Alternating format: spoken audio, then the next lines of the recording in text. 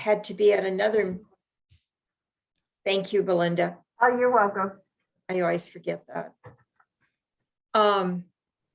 Terry's at another meeting and Dee is at a doctoral student dissertation defense, but will join us probably around 1:30 or so. What are you holding up, Savina? That's my light, one of those ring lights. Oh, You're not supposed to let the camera see it, but the way my whole setup is situated, that's the best place for it. okay.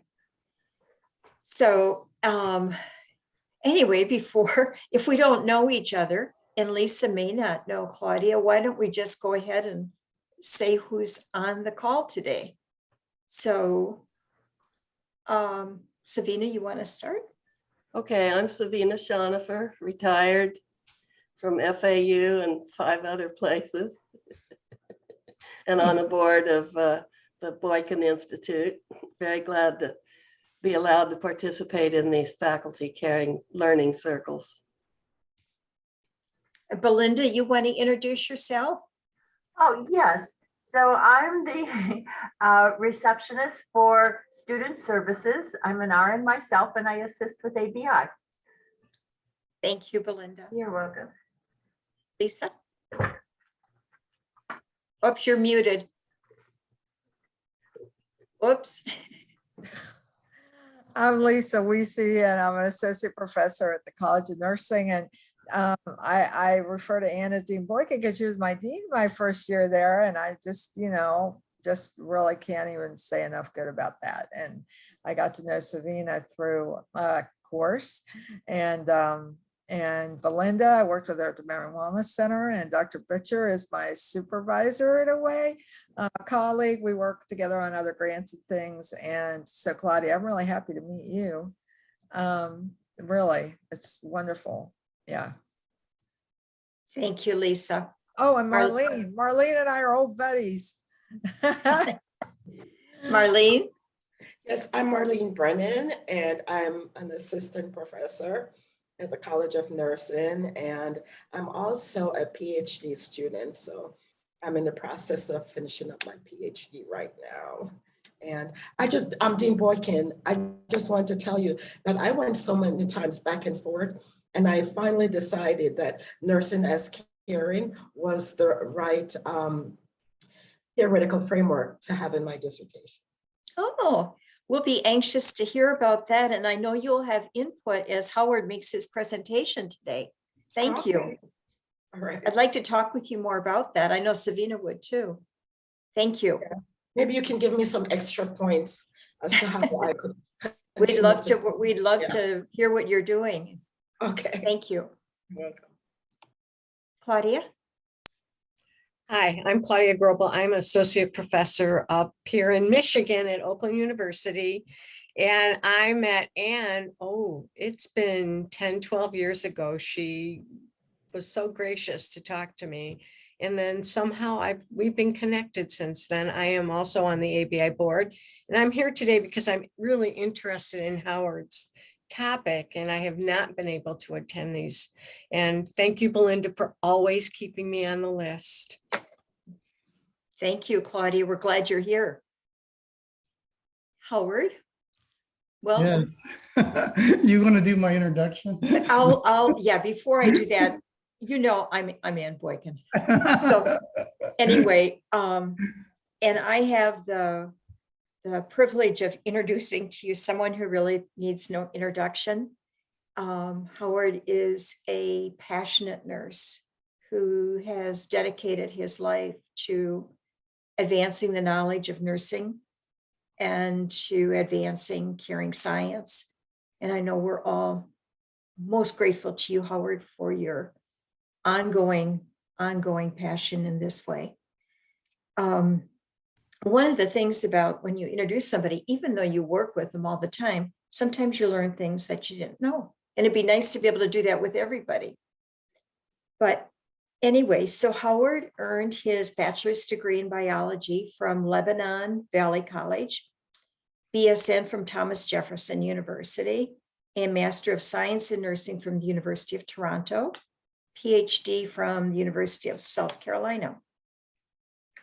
He, as you know, is a Rogerian scholar and has published many, many journal articles. They say over 90, it's probably well over 90 books, chapters. He's given numerous international presentations, keynotes. What can I say, Howard? You're known throughout the globe. His current work, though, is focusing on developing unitary caring science-based research methodology, the unitary caring hermeneutic phenomenological research method. And this will be published in the April issue of Nursing Science Quarterly. And he's developing this caring science praxis model, which he is preparing for publication, and which, of course, Savina and I are very delighted that he is working on, and look forward to our dialogues on this. So thank you for your interest in that, Howard. Thank you. He's also the lead editor of the 7th edition of Nursing Interventions Classification. And I think the 8th edition is coming out in 2023, right? Right. Yeah. Oh gosh, what else? There's so much. We know that he at FAU, Claudia, you may not know this, but at FAU, he teaches philosophy of science and he teaches caring science in the PhD program. He teaches philosophical and theoretical foundations of advanced practice roles and advanced practice nursing grounded in caring. We are just blessed that he is at FAU and that he is so devoted to assuring that all dissertations will be grounded in a framework, a caring theory. So that's just very, very important and hasn't always been the case. So Howard, we're really glad you're there. And this is all yours. We are looking forward to your presentation on caring science praxis model. Go for it. I feel so blessed to be here with you. And I remember when we met many years ago, 1993 or so, my dream was to be here at FAU then, and just taking me a long time to come full circle. We're going to be talking a little bit about circles today too. And to have you critique and to hear my ideas as I'm developing this model is really important to me. And so I'm so glad that you're here. So I did put together a slide presentation, and I hope that we should have time for discussion too. So I definitely want to have some discussion about this. So I'm going to share the screen and let me know if you, let me get my calendar out of there. So are you seeing the slide title slide there? Yes. Okay. And I think I can do, okay, right.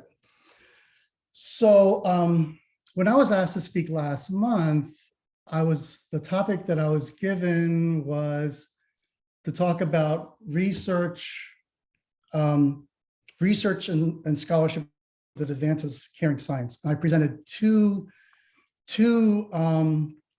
areas of scholarship that I'm focusing on that I'm developing, and they're designed to help others advance caring science. So for example, when the first half of the presentation last week, I talked about that unitary caring hermeneutic phenomenological method. And there are now 3 students, and I think there'll be a 4th student at FAU who already, even before publication, they're using that method in their dissertation.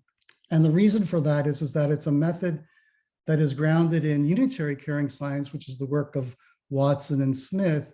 And there's a part in that method that involves theoretical interpretation of the findings, the themes within a caring science framework. So in that way, you're not just ending your dissertation or your research with themes that are not attached to anything, but rather you are developing a theoretical model by interpreting those themes from a caring science perspective.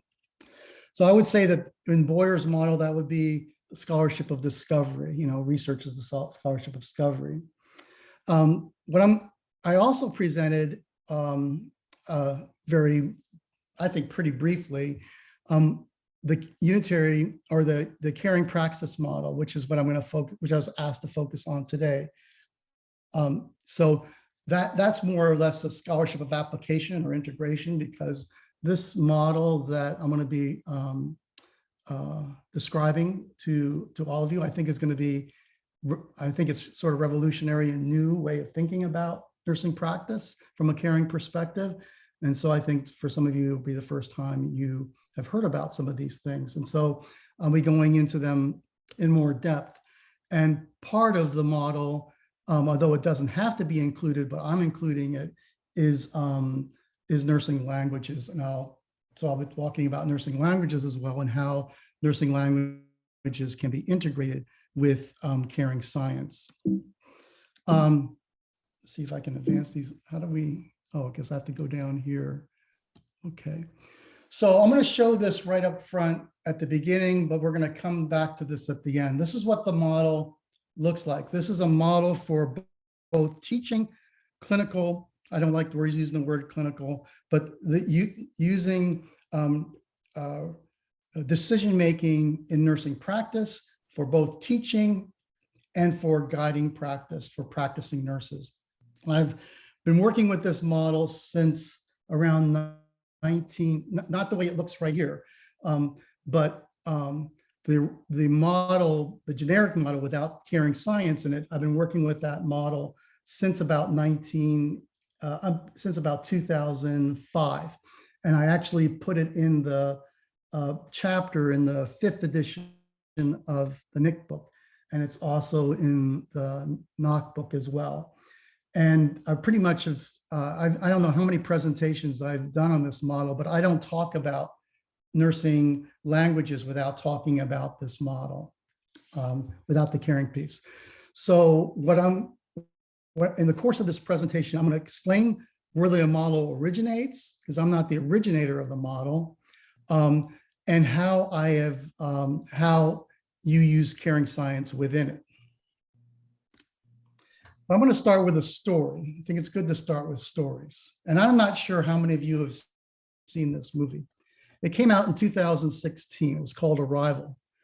And some people feel that it's one of the best science fiction movies ever made. And I'm a fan of science fiction. 2001 is probably one of my favorite. Dune just won a bunch of awards last night, and I like Dune a lot. And the director of Dune, Villeneuve, was also the director of Arrival.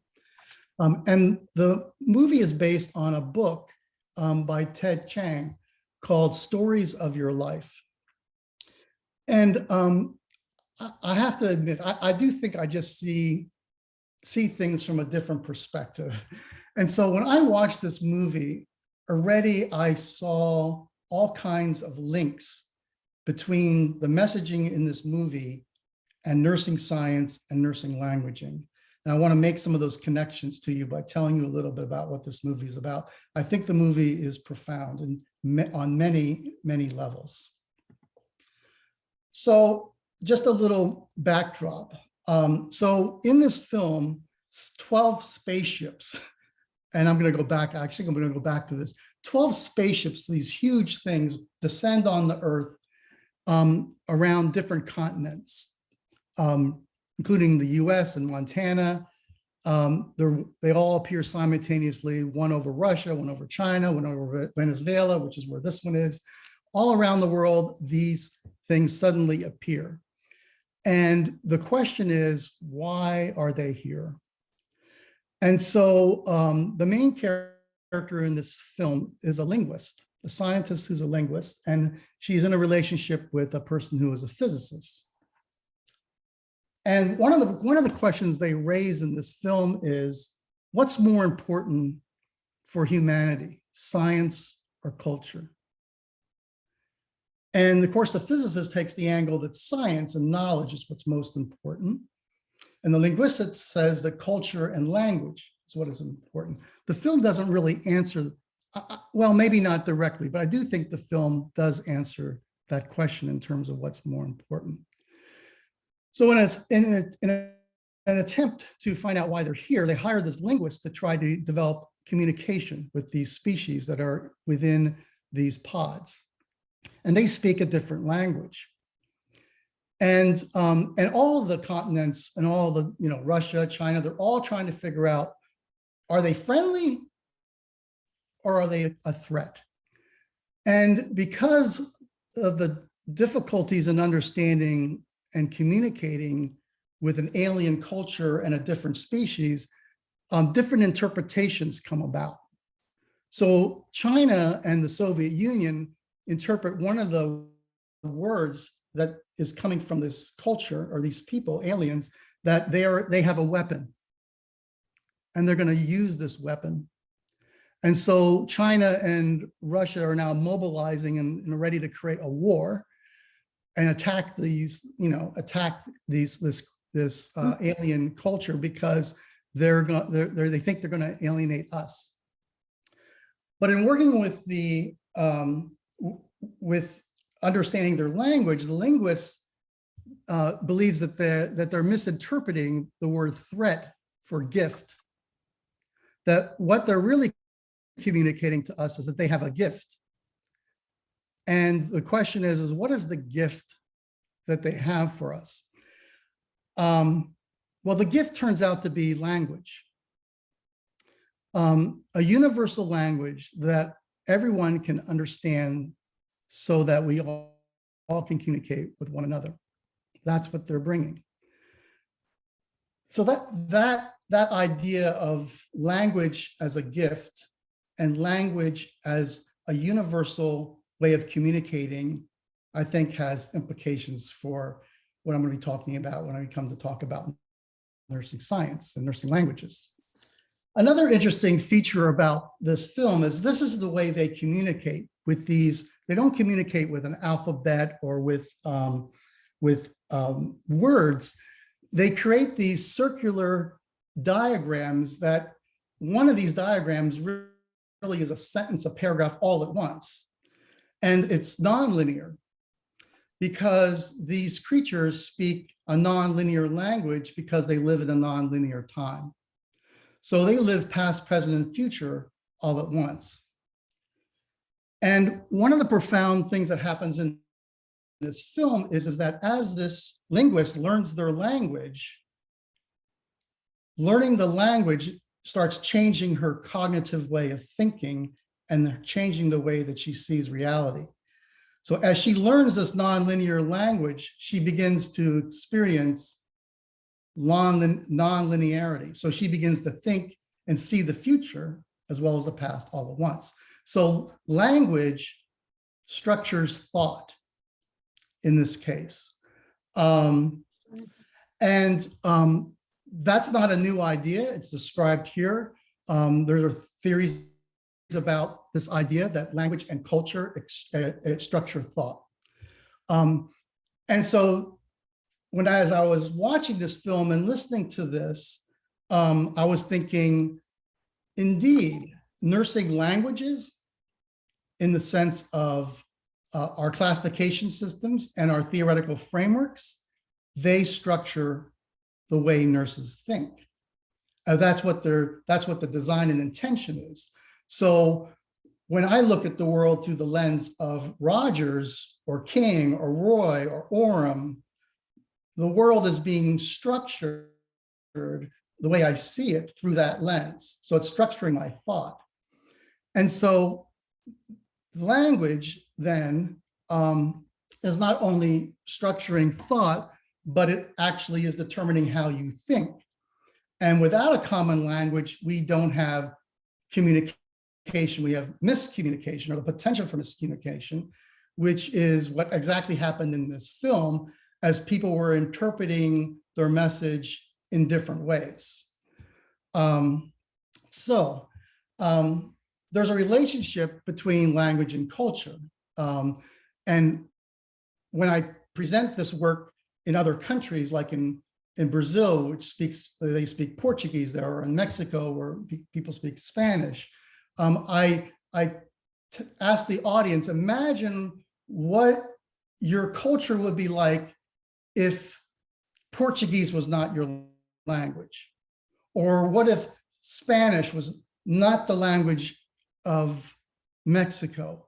What would that do to the culture, your culture? And see, language and culture are integral. And we have all these different languages and then of course, all these different cultures. And then the challenge is how to communicate with one another when you have all of these different languages out there, different cultures. So these are just some of the components or characteristics of what a culture is. And you can see that communication and language are part of what a culture is. So then the question becomes, well, what is nursing culture? Or what is nursing language? What is our culture? And what I'm going to suggest to you is that that our theoretical frameworks and our nursing languages is what creates nursing culture and thereby our identity of who we are as nurses. And I'll show you another diagram to illustrate that. So there's this relationship between language, culture, and thought. And that's just another way of looking at it, language, like these little bit. So this is a diagram that I developed some time ago. I adapted it from John Phillips, who had published it in a book chapter, and I've changed it in many ways. And I do this presentation that is called How to Think Nursing. And I've presented this around the world. I think I've presented it like 6 or 7 different countries. And I've refined this over time, but this is, to me, what structures nursing thought, and this formulates our identity and our culture. So there are components on here that I think that you're all familiar with. The idea of the forms of intelligence is something that I've not talked about at FAU yet. I haven't published that yet, but I start off by talking about forms of intelligence that are unique to nursing. And that's a presentation by itself. I'm not going to even touch that now. But then you have nursing philosophy, and that's where things like our different philosophical perspectives, and we're forming our own philosophical philosophy of science of nursing science, but also the ways of knowing is embedded within our nursing philosophy, and the paradigm structures and all that are all nursing philosophy. Then you have the meta paradigm, nursing science, which are conceptual frameworks. I'm sorry, what is science? And then you have our nursing paradigms. Our conceptual frameworks are organized within the paradigms, and we have mid-range theories that flow from our nursing conceptual frameworks. And then what we don't talk about much is that from my perspective, mid-range theories need to be tied to our extant nursing conceptual frameworks, or if we borrow mid-range theories from other disciplines, they need to be reformulated or reframed within a nursing science perspective. And then we have our nursing practice methods, which is what I'm going to talk about today in nursing languages. So in relationship to this diagram, what I'm really focusing on today are just the bottom two, nursing practice methods and nursing languages. What are nursing practice methods? The nursing process is an example of a nursing practice method. And I'm going to be proposing an alternative one today. What's important about this diagram, these are all interconnected, all interrelated. That's why you have this sort of dotted lines, and what you know guides what you do. So if you are informed by a different philosophical base or different theoretical frameworks, that's going to change how you act and what you do. And from my perspective, if you're not using this body of knowledge, this lens, then you're not practicing from a nursing perspective. And if you're not conducting research from a nursing perspective, if you're not grounded in this perspective. So I'm going to jump now down to these practice methods. And this is things that I think that you're all familiar with. And so this work comes from the work of Dan Pasek and Joanne Herman, who were both faculty members at South Carolina when I was a doctoral student.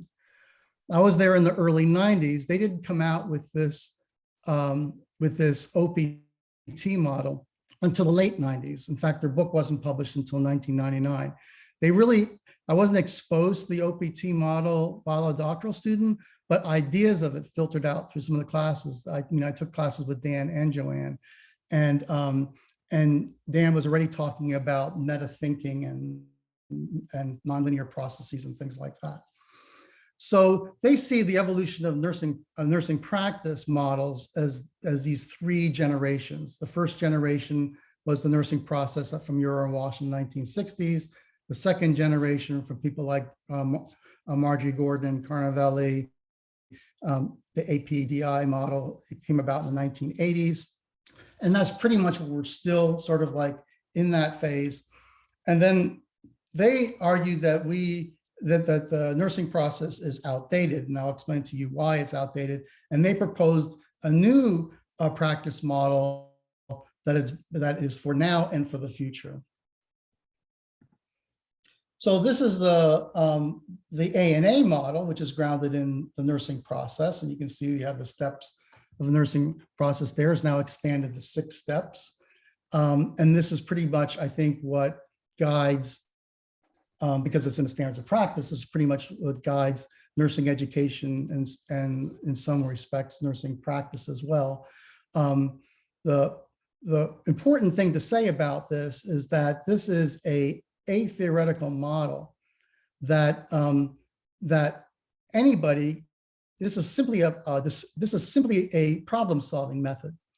A car mechanic does the same thing, and so would a hairdresser or a plumber or anybody else. They make an assessment if you have some sort of supposed problem.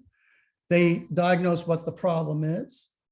They talk about how they're going to fix it, and you can agree whether or not you want to pay. And they'll talk about the outcome, hopefully the outcome. Do some planning, then they make the change by implementing, and then they evaluate whether or not it works or not. Does the car run? Is the problem fixed? What makes this nursing or medicine or a car mechanic is the content that is the fuel that is driving this problem-solving method. So what are we assessing? What are we diagnosing? What are our interventions? What is the knowledge that's being used here? And of course, the problem comes in with some advanced practice situations. This can be used in using the biomedical models and theories as a way of guiding nursing practice if one is not using nursing knowledge. So from my perspective, that's why it's so critical for us to use nursing theories and nursing languages as the fuel for any kind of practice model. Otherwise, it's grounded in some other discipline's perspective. So for me, the fuel that is into the decision-making models, for assessing, I would use either a framework that's grounded in a particular theory, like Roy has an assessment, there's an assessment framework there. Or if you want to use something generic, I worked at a hospital that believed in theoretical pluralism. And so we needed to have an assessment framework that it allowed for the use of multiple kinds of theories, since nurses were using different theories. Gordon's 11 functional health patterns is an assessment model. Teaching a head-to-toe assessment using Bates in a nursing school, to me, is not appropriate. That is not a nursing framework. That is not even comprehensive enough to include the knowledge that nurses need in order to provide care. So there are assessment frameworks that need to be grounded in a nursing perspective. And then what we diagnose and what we identify as goals or outcomes. To me, the diagnosis can be, but I'm not wedded to NANDA diagnoses. And then there's NOC, and then there's NIC to describe the interventions, NOC for the planning and for the evaluating. And I'll be talking more about those. So to me, using this ANA sort of model of nursing practice still is grounded in nursing languages and nursing conceptual frameworks. Now I think that I might be taking you on a journey of something entirely new. So these are the books that the first one came out in 1999 by Dan Pasek. He became president of Sigma Theta Tau, Joanne Herman.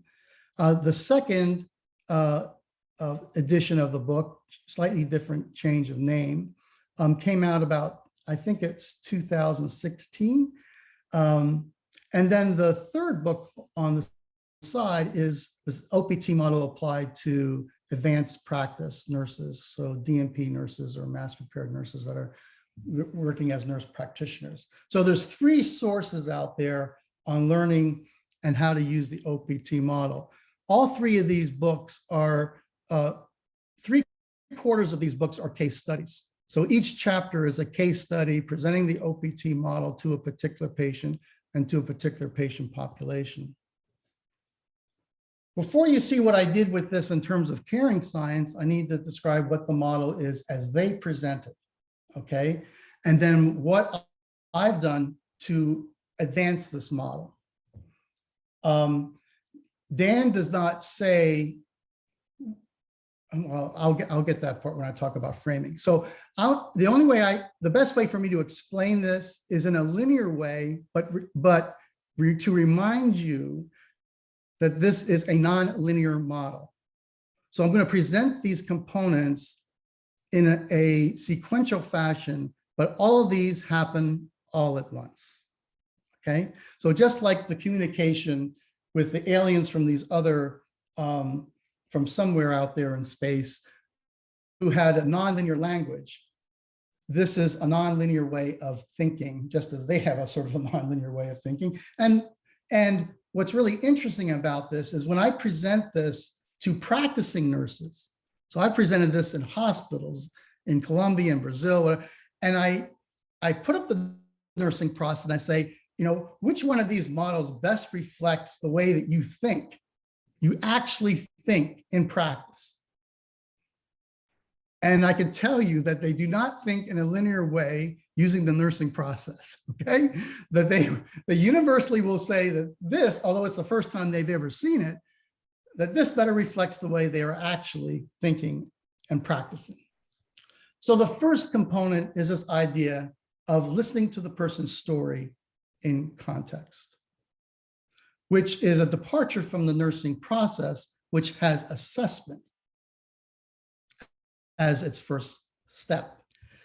This brings in the idea of story and narrative and coming to know the person.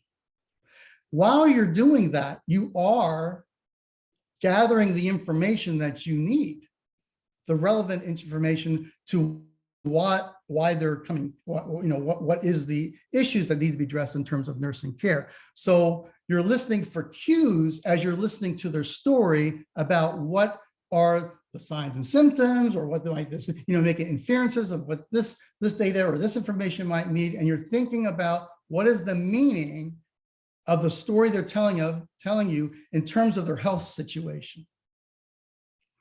And identifying these cues, you are reflecting, using reflection, which is based in reflective practice. You're always thinking about what you're doing while you're doing it. And through reflection and cue logic, you're going to be able to identify what the reasons are for wanting or needing nursing care. And that's described as the present state. So the diagnoses is part of the present state.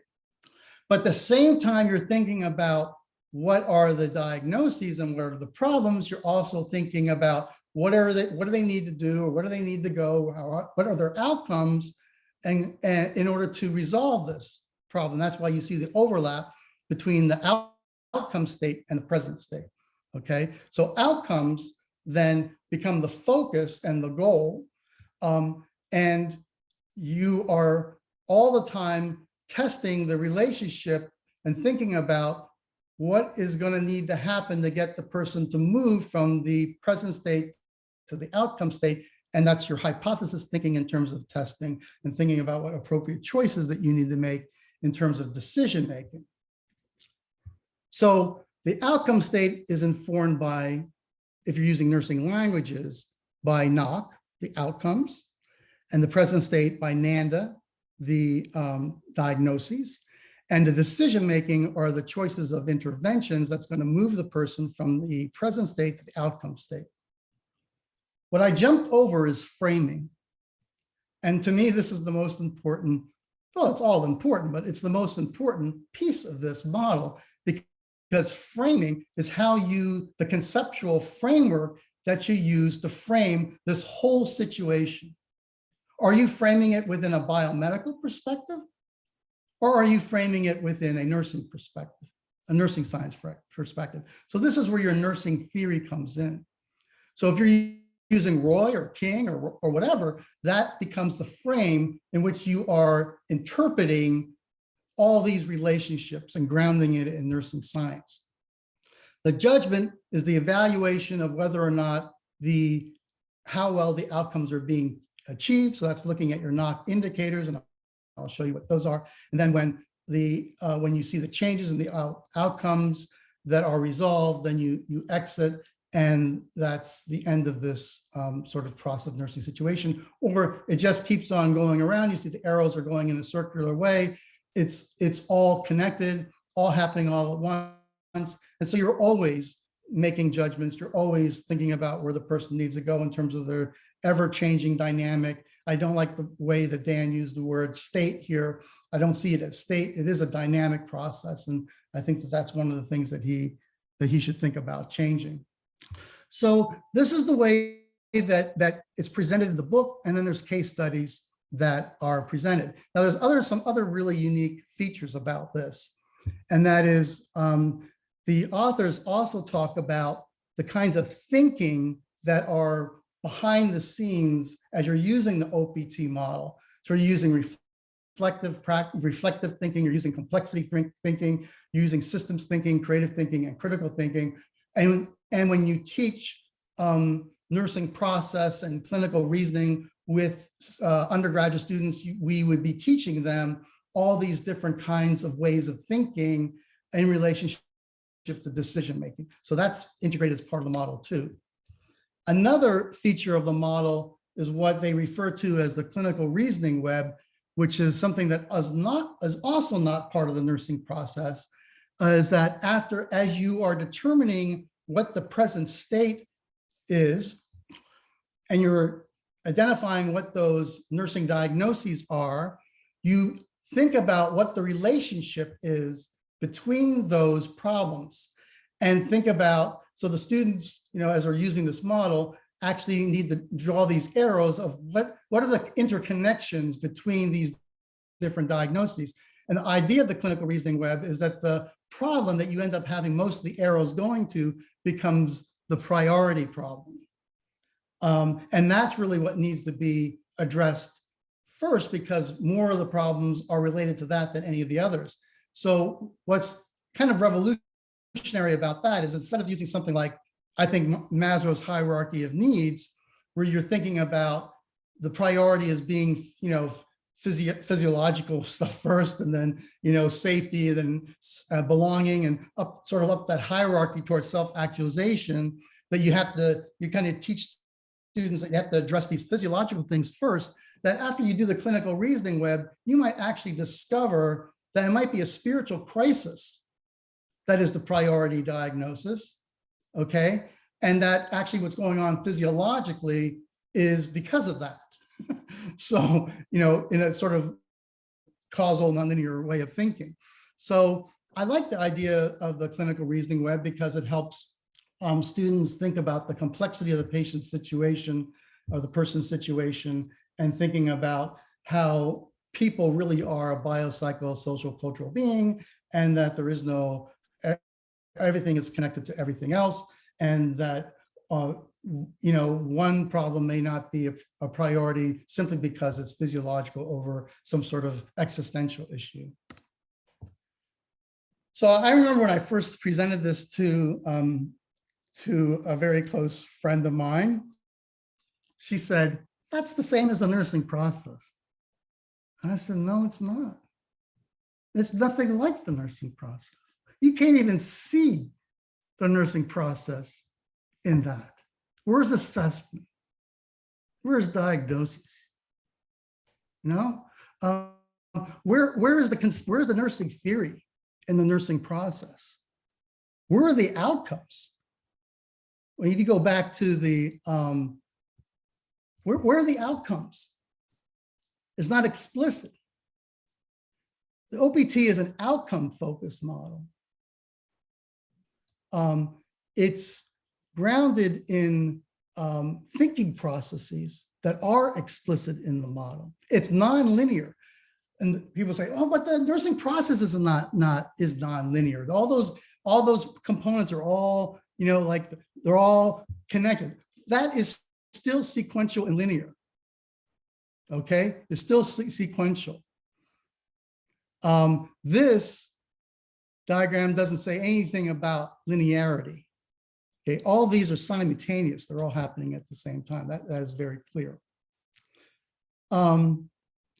It incorporates narrative and story as part of the process of decision making. It includes reflective practice because you're reflecting while you're practicing, thinking about what you're doing while you're doing it. It's framed within a particular theoretical framework. And Dan doesn't say that it has to be a nursing framework. I say it needs to be that. But one of the things that kind of disappointed me in the advanced practice textbook that they published is that they use basically medical frameworks in that text. So all the case studies in that book are very biomedical from my perspective. And I think that that's very unfortunate. And they even have a chapter where they use DSM-5 or 4 TR at the time as the framing of a patient with a psychiatric condition. And to me, that's not nursing.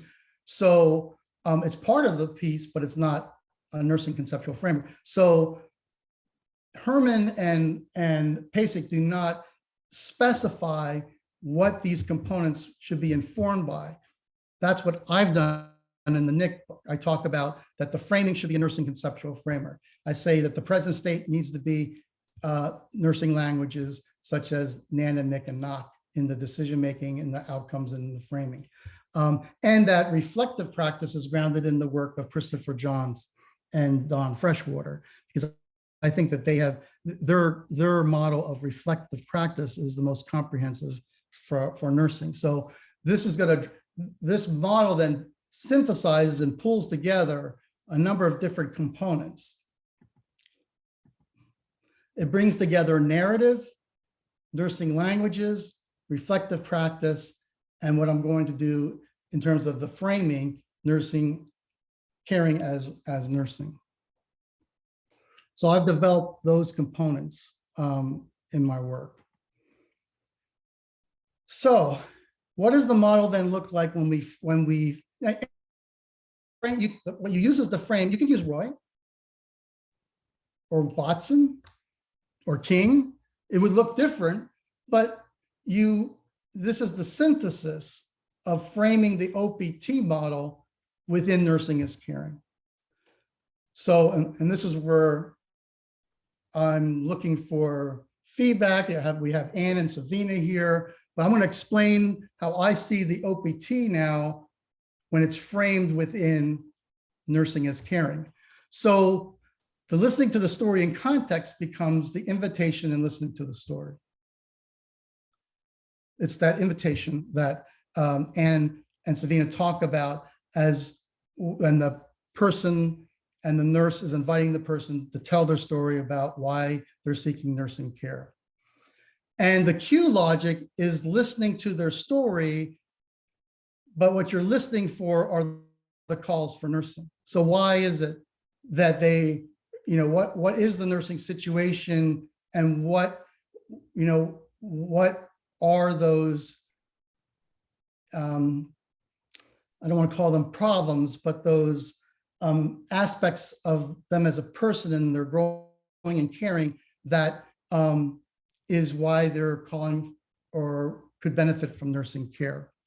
And so the present state then becomes, what are the calls for nursing? Now, when I say incorporate, well, no, I'm not going to talk about nursing languages yet, because you don't have to incorporate incorporate Nanonectin in order to use, in order to frame this within caring as nursing. I want to make a case for why it should be part of the model. The outcome, and I have to admit, this is the proudest moment I had, because I did not know how to reframe outcomes within caring as nursing. But when I read and reread and reread the book and the chapter in the Smith book, I said, it has to be personhood. It's got to be personhood. And then I found, then Savina, who saw it, sent me this article that was published. When was this? Like 1997, reframing outcomes, enhanced personhood. So I thought, bingo, that's exactly it. I was right about that. So it does come through in the model that this idea of growing as a person, growing and caring, is what the outcome of our nursing care is.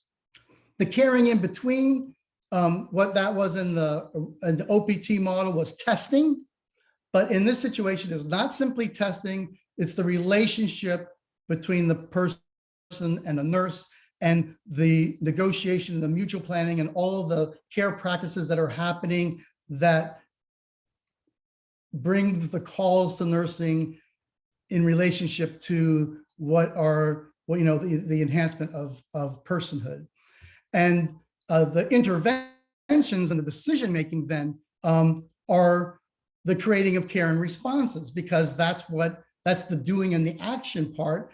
And so for me, when I look at the nursing interventions classification, which is also theoretical, is that they're not interventions within this model. The NIC interventions are actually caring responses for nurturing and caring. That's how I would conceptualize interventions and NIC. You still would be doing all those things, but they would be doing in a different context and would be reframed and thought of theoretically from a different perspective. And then the judgment, we wouldn't use, that's not the right terminology. Language is really important in any kind of conceptual system, right? So judgment is not appropriate for nursing as caring. We don't make judgments, and we don't make diagnoses, and we don't do interventions. But, this idea of sharing growth through caring, to me, is that, looking at the situation with the person mutually and seeing where those areas of growth has come in the relationship to caring.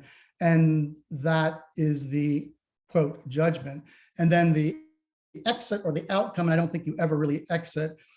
I wanted to put out there the dance of caring, because I feel that you just move from one dance of caring, this dance of caring between the nurse, the family, the person. That's why you have the nursing, the dance of nursing in the background, that they just are leaving one dance and entering another dance in life. But I decided to leave it as, or name it, living, grounded, and caring, and think of each one of these as a dance of caring. So that these ideas, of course, come from this text, some chapters coming out of this text. Based in this model is all informed by these assumptions. So this is all part of the framing, okay, that all persons are caring. I'm speaking to the choir now. So when I present this internationally, this is the first time they're seeing these assumptions, and I explain them. I don't think I need to explain these here, but just know that these are the values that underpin this model, the OPT model based in nursing as caring, as are these and I guess, I picked up on this, I'm not sure I'm right about it, and Savina, but I noticed that you're not really calling these concepts, but rather central themes, but correct me if I'm wrong about that. But so I use the label central themes of caring, and I define each of these, and these are all embedded within the model, right? The whole thing, the whole situation is a caring situation. There's a focus and intention of nursing, which is really what happens in the listening to the story in context, or the invitation to caring and listening to the calls. The caring in between is in there. The personhood is in there. The direct invitation is part of the story. On the listening to the story, you have the calls for nursing, which is the present state in the OPT model. The nursing responses are the nursing interventions or what the nurse does. And then you have the dance of caring or are all those involved. So all of these concepts are embedded within this framework, as are all the ways of knowing. So when you're listening to the story and listening for those calls of nursing, you're using empirical, aesthetic, socio-political, emancipatory, using all those different ways of knowing as looking at the identifying the calls for nursing.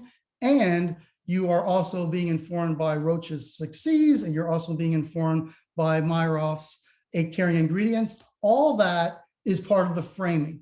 All that is encompassed in the framing in this model, if in the way that I would teach it for those that are practicing and those that are learning. So those are just some of those other concepts.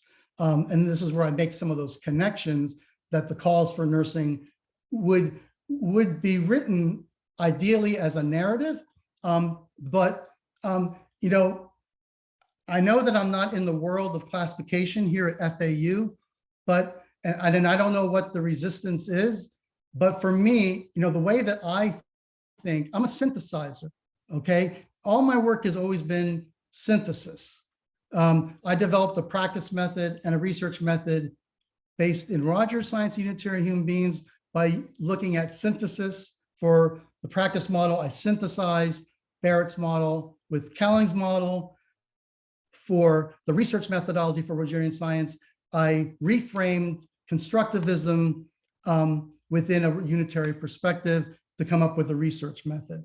And so I'm always looking at ways to reframe, to synthesize. So for me, it's not either or, okay? It's not like you can't use nursing diagnosis or you can't use nursing interventions. You can in any framework. I have framed within a Rogerian perspective that the knocks are not outcomes, but they're potentials for change, possibilities for change, and that the indicators are patterns of change in the knock, because they're all, I'll show you what the knock indicators look like. And interventions are not interventions within Rogerian unitary science because there is no coming in between. There's only simultaneous mutual process. And so in Rogerian science, we don't talk about interventions. We talk about mutual unitary patterning modalities, okay? And Watson talks about healing, transpersonal healing practices. So when I look at the NIC textbook and look at the 565 interventions in the NIC textbook, I don't see interventions. If I'm looking through a lens of Rogers, I see all of those as mutual human environmental patterning strategies. And when I'm looking at those interventions from a nursing as caring perspective, I'm seeing those as responses to caring for nurturing.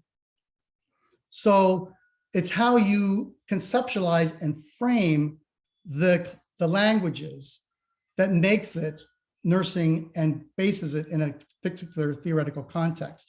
So in identifying what the patient's situation is, or the person's situation, it's not simply listing diagnoses.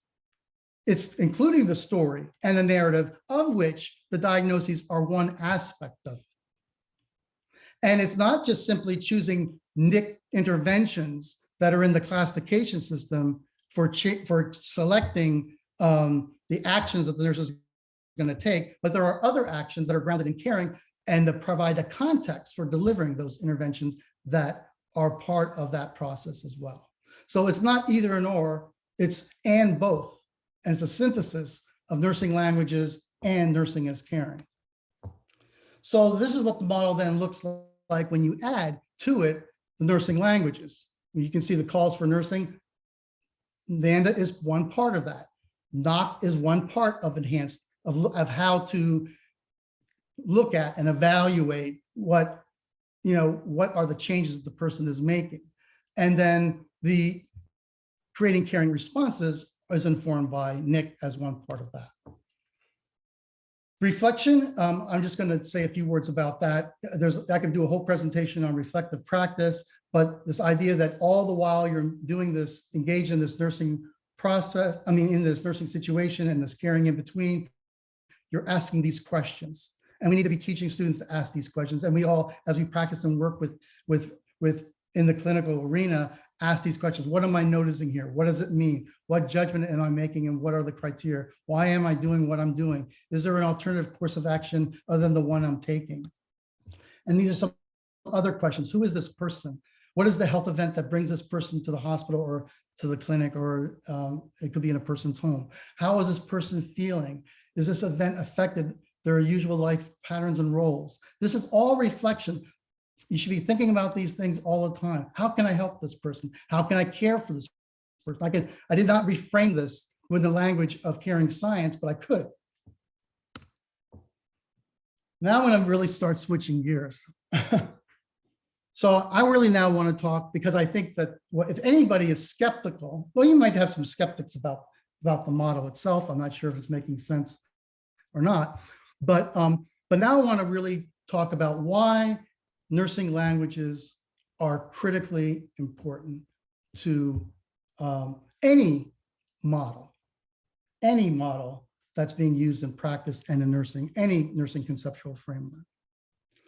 This is the Tower of Babel. And, you know, I have used this image and I've talked about this in presentations. And as I was preparing for this, I never read the original book that Arrival was built on, you know, stories, what is it? The Stories That We Live By, or The Stories That We Live is the name of the book that our movie is based on. And guess what it starts off with? The Tower of Babel, because that movie is about language. And it's interesting that in the biblical version of this story is that humanity was building this tower to get closer to God. But God confounded them from building this by creating different languages so that people couldn't communicate with one another.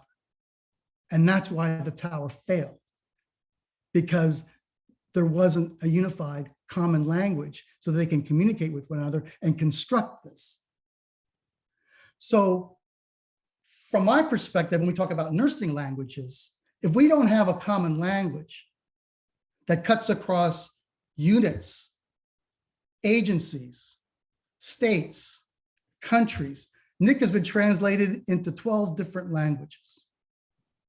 Okay, it's amazing to see my work out there being used all around the world, 12 different languages, and it's being used in information systems to document and plan nursing care in these different countries, especially in Japan and in Brazil and in Mexico and in Spain. So when I'm making a nursing diagnosis, or actually just talk about nursing, so when I'm using an intervention here in this agency in South Florida, somebody else is using that same intervention for a similar situations, and we can communicate with one another and consolidate and pull our data together because we're using the same common language. And that's how you can do big data research. If otherwise you have nothing but local language. That's the danger. If you don't have a common language to express what you're treating, how you're caring, what you're doing, and how you know what you're doing is making a difference. If you don't have a common language to explain that and express that, then you can only talk locally. Because I from somewhere else will not understand what you're talking about if you're using different words for the same thing. And what is it, so what is it about classifications? Well, to classify is human. Okay, you can't go into a supermarket and find things unless the things were organized in some sort of classification system. All the cereal is in one place. Look at the way you organize your closets and your drawers in your kitchen. You know where all the glasses are, where the cups are. It's because if you didn't have an organization of that knowledge and those things, it would be just chaos.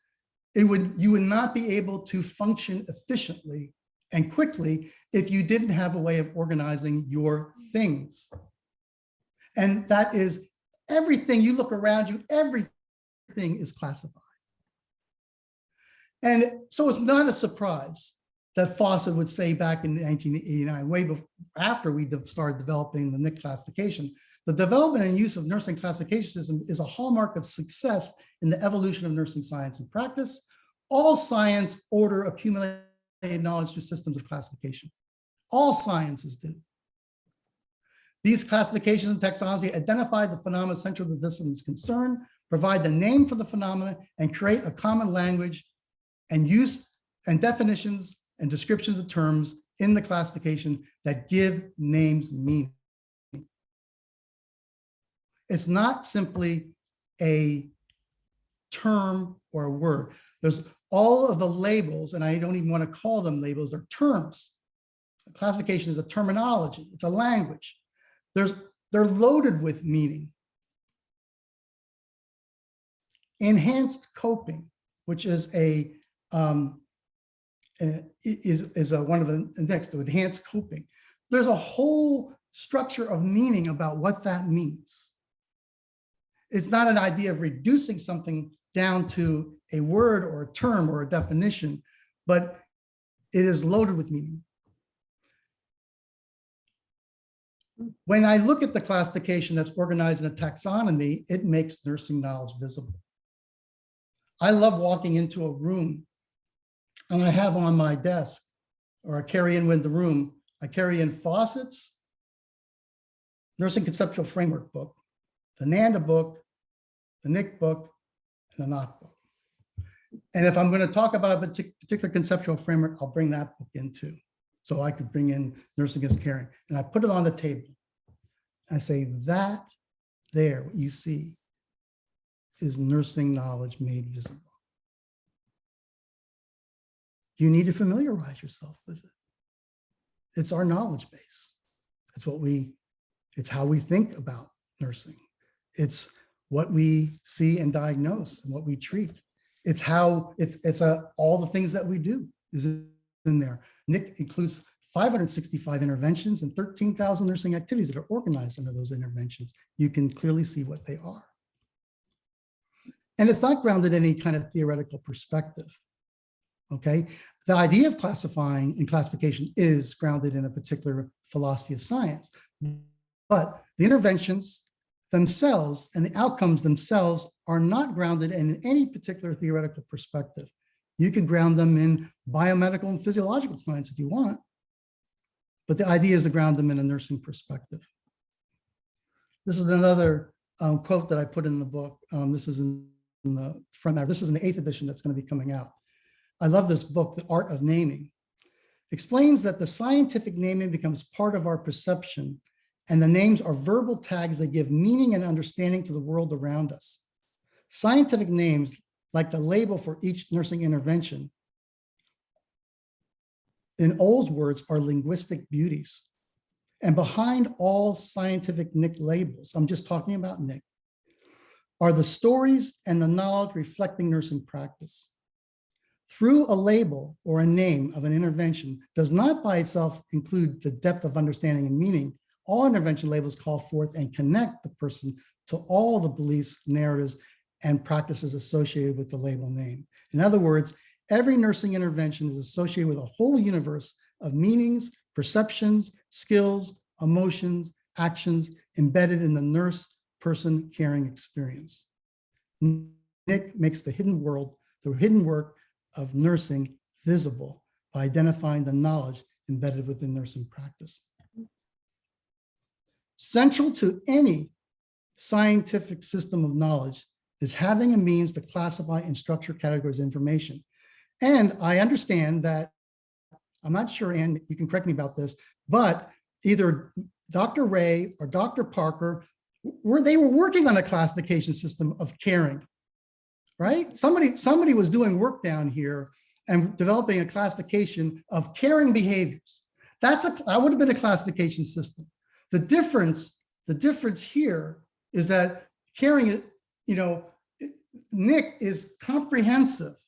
It's for all areas of practice and specialties across all areas and all dimensions of nursing, both indirect and direct care.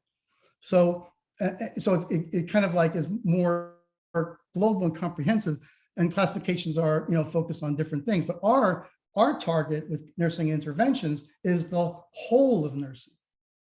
The creation of this classification of nursing interventions begins with naming or providing a standardized and distinct linguistic label designating a treatment or an intervention that a nurse performs.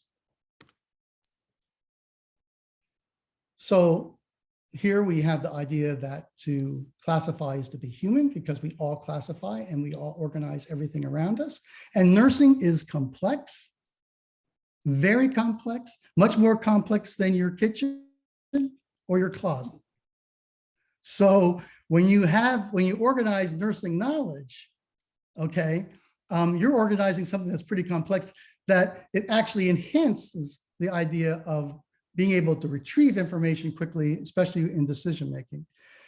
The classifications, to me, the languages creates identity. It structures the way you think. So I think in terms of my nursing conceptual framework and the classification systems. That's the way I think in terms of nursing practice.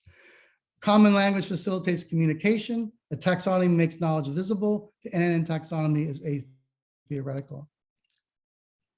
I'm going to skip through some. So these are some of the other things that a classification does.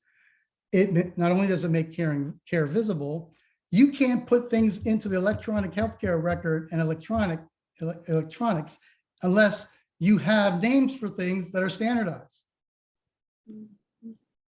Okay? And natural language processing is not going to solve that for us. So it allows for putting nursing information and content into the healthcare record for documentation and retrievable patient information for analytics, for organizing curriculum.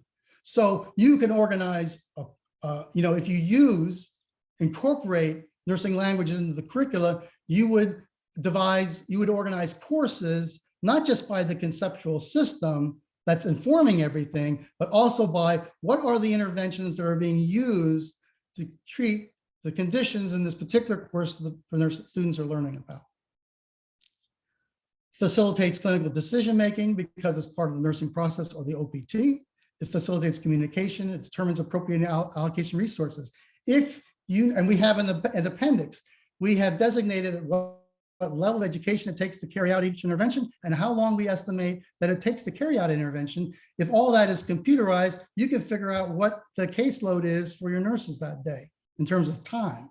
And then you can cost out care services by looking at how much time and how many resources you need to provide the care for that particular shift and that particular day. And there's research that, there is like over, there's thousands of research studies have been done using NIC in these ways. You can't do effectiveness research and intervention testing. One of the frustrations to me is that you have all these tests of research on intervention research and everybody's calling the same thing something different. I think that the nursing classification systems should be the phenomenon that we focus our research on, so we're all talking about the same thing. So when physicians and psychiatrists talk about depression, they're using the DSM-4 or 5 definition of what depression is. That's what it is, not something else. So when we're doing nursing research on phenomena, it should be grounded in our nursing language and conceptualized with our nursing frameworks. Then we're building science and not disconnected, isolated pockets of things that nobody's connecting and everybody's calling something different. Classifications help retrieve information, build knowledge.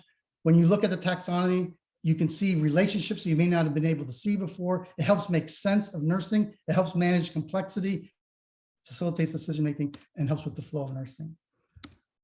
So I'm not going to talk about NANDA because I'm not actually wedded to NANDA, but I can talk about a little bit about that. I know I'm almost done. I just wanted you to see what this looks like. So this is the evolution of NIC. I became involved with NIC between the 4th and the 5th edition. So you can see that it started in 1992, and with the 8th edition coming out next year, it's going to have 614 interventions. We added 16 new interventions this last edition. We've revised and updated another almost 300. The current edition has 565 interventions that are organized into 7 domains, 30 classes. The NOC book looks like that. And here's an example. I guess I have these out of order. So this is an example of one NIC intervention, caregiver support. So each intervention, each of the 565 interventions have a label, a term, a definition, and we try to use common, simple language and a list of activities that the nurse carries out in order to deliver that care. And this can be all done within the context of nursing as caring. That provides the context, the nursing situation. We've changed background readings to background evidence because we're now, people say, well, what's the evidence for this intervention? Well, it's in the background readings, but we're now incorporating more research as the background readings that support the use of the intervention in practice and using systematic integrated reviews as background evidence in the ones that we're revising. NOC classification, 540 outcomes, 7 domains, 32 classes. And this is what a typical NOC looks like. They're all on scales. So you have a label or a term, a definition, and then you have what we call indicators. And then the indicators are evaluated and you decide how often they're evaluated, every shift, every hour, depending on what and how variable that outcome is changing. Within nursing as caring, this is framed as enhanced personhood. So these are all ways of operationalizing or thinking about how we know that a person is experiencing enhanced personhood because their depression level went from severe to none. And then when I think about this from a Rogerian perspective, these indicators changing over time become patterns. So these are patterns of possibilities of change. And then these are the future directions that I believe is, of course, we always have to be developing new interventions. People submit interventions to us. They come from all around the world. We update interventions. I believe that, there's a problem that as there's a lot of hospitals out there that had nursing classification systems in their homegrown EHR, but as Epic, Cerner, McKesson, and these larger vendors come in that have EHRs, they implement them and they don't put in the nursing content. And so the NAND and NIC is being left out.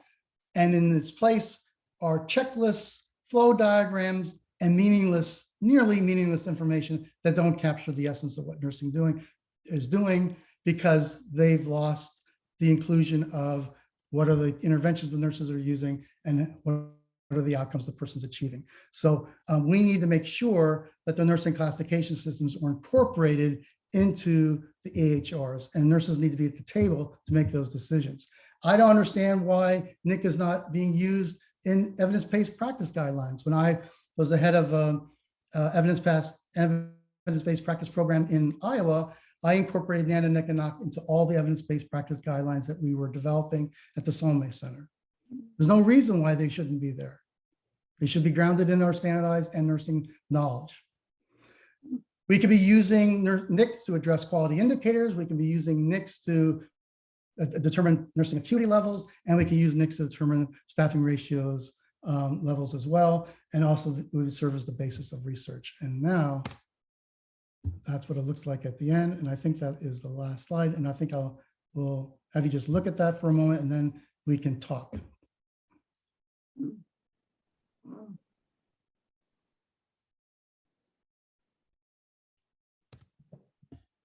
So Thank you, Howard.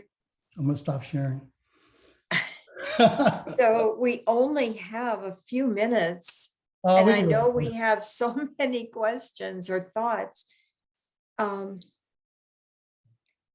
So I'm going to go ahead and just open it up. Lisa, I saw that you had a comment. Do you want to ask your question? She's gone. Oh, she's gone. Who, Okay. who left? Lisa Lisa. Lisi. Lisa and Claudia both had to leave. Okay. My mouth is dry. Can I get something to drink? Yes. I wanted to say, Back, Marlene.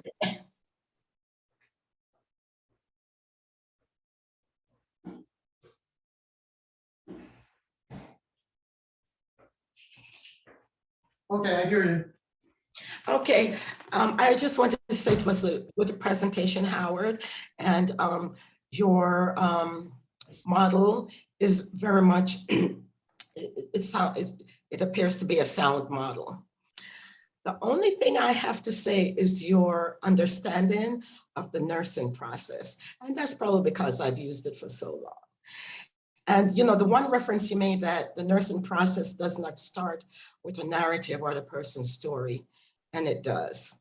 Just so that you know that the first thing we ask the person is, what brought you here today? The person tells you, and then you say, how long have you had this problem? Where does it hurt? And you go through the whole process. And you know, do you have this and that? So we give them 5 minutes or 10 minutes to tell their story. What I'm saying is it's not explicitly in the nursing process. You do that, but it starts with assessment. So how you conceptualize what assessment is. It starts with subjective information, and the subjective information is what the patient tells you.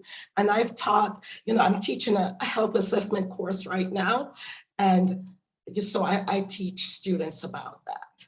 So the subjective information is what the patient tells you. And there is something that's called OCART that you go through with them.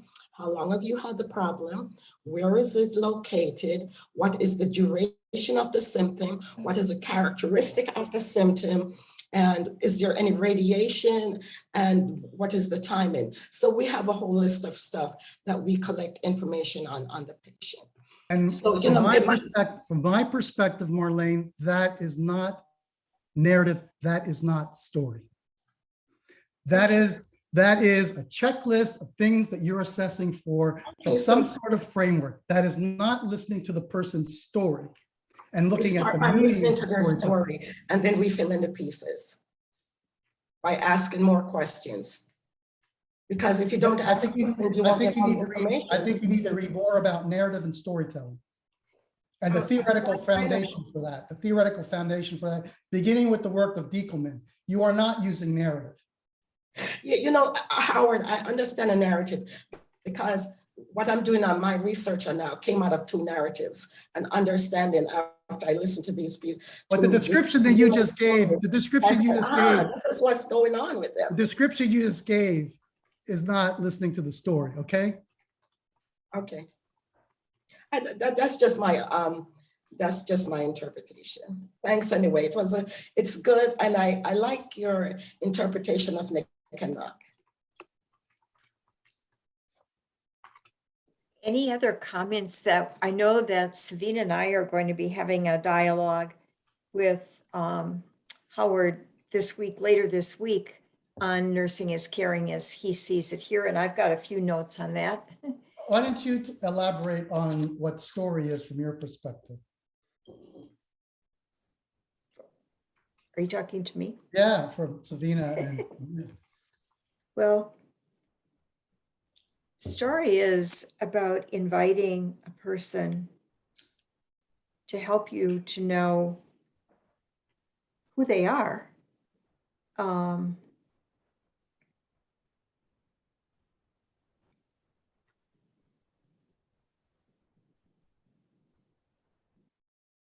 It's not, to me, you're not going in with questions, but Right. you're going in with an openness to come to know.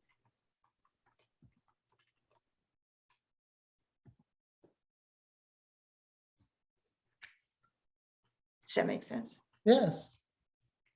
Yeah. It's not about looking at objective and subjective data. That emerges, but that's not the focus. It's coming to know them, who they are as a human being and as a person. That goes way beyond all of that. Yeah. Well, I know it is just about 2:30, and one of the things that, first of all, Howard, thank you for stimulating our thinking, and there was so much you presented. It was a lot to go through. And there's a lot of challenges for thinking of how I think, and with Nick or Knock, and even when I look at that list, you know, some of those things don't ring true to me. But anyway, so we all grow, Mm. and we'll talk more about that. But I was asked to ask, especially the faculty on today, we have one more faculty learning circle without a particular theme. And we wanted to invite us to share what would be meaningful to dialogue about at the next faculty learning circle. Elizabeth, you have your hand up. I'm sorry. It's fine. Good afternoon, everybody. Good afternoon, Dr. Butcher. Thank you for this presentation. I was here last month too, and it was really inspiring, but I couldn't stay till the end. And I really love the way you were able to like integrate nursing process, NIC and NOC, OPT, everything together. My point here is like, it's very educating, but I know this is more like the beginning of it. So there really need, I think there really needs to be a platform where everybody really gets to know it, because even at NCLEX level, it's just the nursing process, which some people are really still struggling with at this point. Like that, I know you've been to my alma mater in Nigeria before, where I started with NIC and NOC, and I was really hoping to see that when I came in for my master's level. Unfortunately, I didn't hear about it. But it's good to hear about it again and that you're in the program. But I think it's really a long process in which everyone needs to really integrate themselves into it, so that we take it beyond the four walls of the university into what nurses can really practice in the hospital that can appear in NCLEX. Because if it's not on NCLEX, if the state board, when they are doing the hospital evaluation, if they are not evaluating facilities on it, nobody cares about it. So I think we still need to do a lot of that. So I don't know if this is true or not, but because I'm not in touch with the NCLEX people, but I've been talking with some people, and you know, they're reformulating the NCLEX exam, right? Mm-hmm. And someone told me that nursing process is not going to be part of the NCLEX exam anymore. Now, I'm not sure what that means, but I think that was interesting. I'm not sure if I'm disturbed or upset about that or what. Maybe it opens up to using different kinds of practice models, but I think that's what I heard, but I don't know what the implications are. Right. I'm not sure even in hospitals if they really use the nursing process, except when the state is coming. Mm-hmm. I'm not sure if they really do that. Mm-hmm.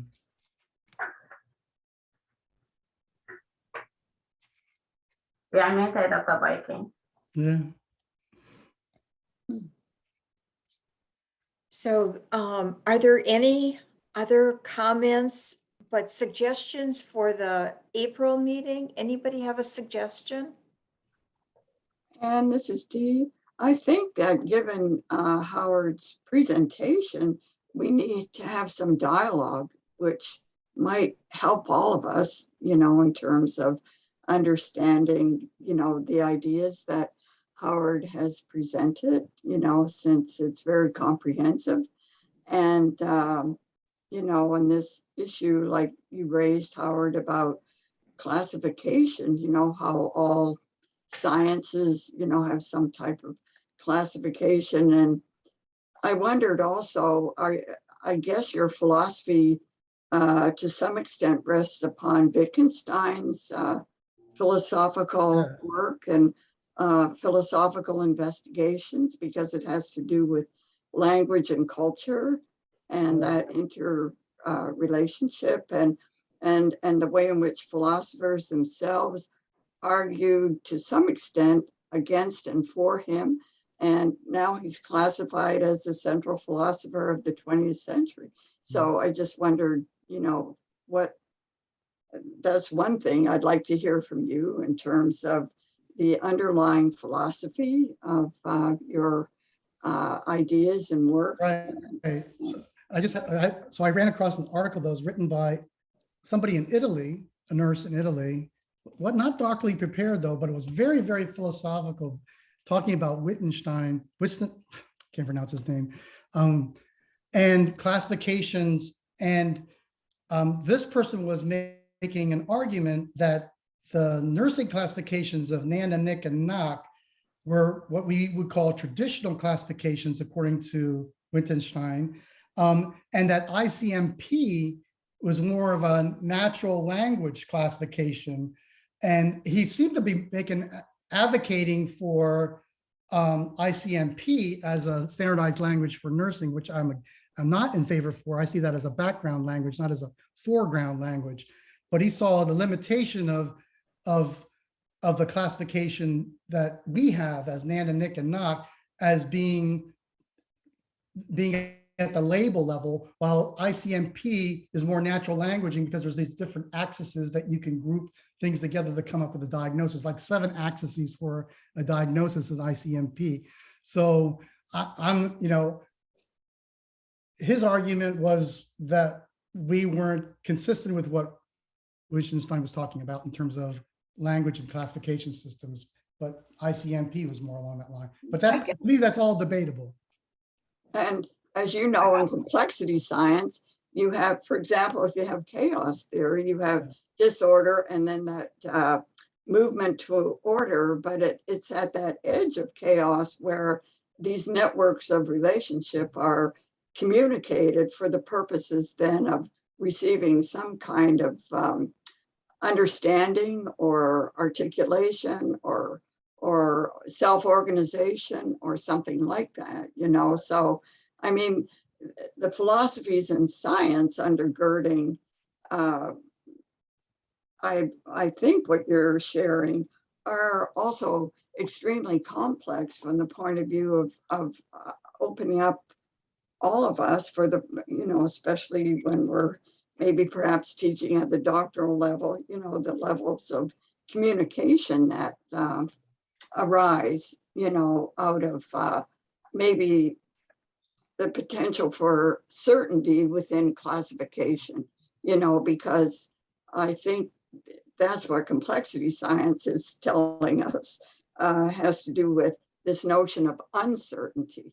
And that, so I mean, the outcomes don't have to be predictable, right? They're called outcomes, but like from a complexity standpoint, those could be indicators of change that are non-linear. It's how you conceptualize, and that was the point I was trying to make with that. But also, one of the criticisms, of course, of nursing languages is the idea that it's reductionistic, that it's like reducing nursing practice, the complexity of nursing practice down to these labels and terms, and that's all that it is. And I actually had a debate with Benner about this because she wrote an editorial and I rebutted her editorial and saying that, no, all the meanings and everything is embedded within the language and within the terms. It's not reductionistic. It's reductionist if you choose to think of it that way, but that's not the design of it or the intent of it. right. It's how you conceptualize these terms within the complexity of a language and a theory that is not reducing. And if you're just going to use Nanda, Nick, and Knock to talk about interventions, outcomes, and that's it without any kind of theoretical perspective, then you are reducing nursing down to just, mechanisms. But that's not the way that I'm conceptualizing it. I'm saying that it's not an either or, it's an and both, that you include the existential, the phenomenological, the meanings, and all that within the context of all of this language. Well, the interesting thing tomorrow, I think it is for the IHC conversation, is Dr. John Nelson, who's written a book on predictive analysis. So it's going to be an interesting phenomenon to have your presentation and then access that one tomorrow to look at, this complexity, I guess we would put in that. But, these things are articulated within nursing, which is complex as you've identified and we all have. And so, and I just was on a dissertation before tapping into your presentation, which was, again, very more or less within the positivist domain and that kind of thing, So it's, in nursing, it does take a lot of, stirs opportunities for these very intense discussions and that kind of thing, you know. So and to get back to your point, I'm thinking that maybe we need more of this. And I don't know, Sabina, are you on? I know you're very philosophical as well as I am. So, you know, what your thoughts might be. Well, Dee, I think you're co-chairing that, and I would put this in your hands to bring, I think it's a good idea just to have a nice dialogue. I don't think I need to present any more about, I think we could just now talk about it. Yeah, just have a conversation about think- this, and hopefully people who have been on today's presentation will be there in a month's time. There aren't many faculty who were able to make it, so I'm wondering if we could share with the faculties a few readings that they might have read How about before sending that, the link to this? or they could get a link to this. Yeah, Mhm. That's a good idea, Sabina. yeah. These aren't these aren't the video though. They just hear the voice, so they don't see the diagram or any of that, right? When these are being recorded. Belinda, is it just audio?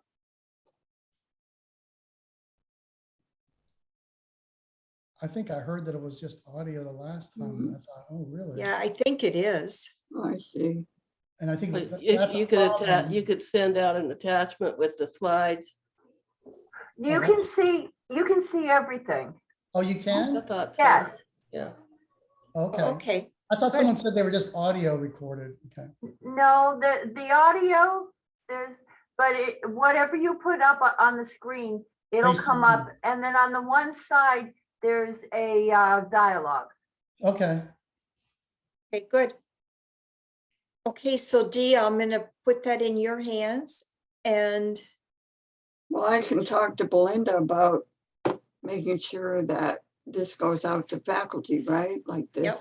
whole presentation and dialogue. And then Howard, would you mind being engaged in a dialogue next month? Like, so Sure. we can have a conversation and get people to interact and Mhm. share their thoughts and Can you moderate? Can someone moderate that? I don't want to be the moderator of that. I That think- would be a good idea. How it could be, I'm envisioning a conversation largely between Dee and Howard. Oh, With others no. chiming in. No, It it's- probably, it no, probably it's- would be a good, no, it's not good going to have a be moderator. it's gonna Maybe be- Terry could be the moderator. Pardon? Maybe Terry could moderate. Isn't she the co-manager of this process? Well, Yes. I can talk to her, but it's just not going to be Howard and me. Yeah, well, no, but you clearly, like Lisa said, this is a little out of my wheelhouse. I'm happy to listen and to have think new thoughts, but on a more technical note, I just want Belinda to know that people like me who don't have access to FAU, Blackboard, or whatever you call it these days, don't just send a link. You have to download the presentation and save it somewhere that's accessible, then send it to people like Claudia and me. We're having that problem. Mary Packard and I are supposed to review all these faculty learning circle things to see what can be done with them in terms of podcasts and so on. And we can't access them because we don't have the FAU access. Oh, Is that possible, Belinda? I will have to ask Johnny how to do that. Okay. Because once it'll take a while to whatever it does, set up. And then I will be able to send it So I tried to send it to all faculty, and the board. Something happened to my camera, it fell. Sit up here. So I can ask him exactly how to do that. The other thing is that it will be on our website, and so you can access it. Sabina, are you able to access the FAU website? No, Oh, Wow. Well, I think we need to get permission for Savine and Mary to be able to access their website. I think the whole board needs, the whole ABI board needs to have access to that website. okay. Why Don't don't you you? have access? I thought as a Maritime faculty have access, right? Or all faculty? I'm not that, I don't have that designation. Oh, Dee, will you follow up with that? Yes, I will. Okay, Yeah. all right. And Howard, also, if you have for example, we're going to have a dialogue, but like a name, for this dialogue, if you can send that to me too. So, okay. can you stop the recording? I wanted to say something. Yes, do you want me to stop it now? Yeah, yeah. Okay, all right, I'll stop it now, all right. Do you want me to pause it or stop it? Stop it. Okay. I don't think any of this needs to be. Yeah, we don't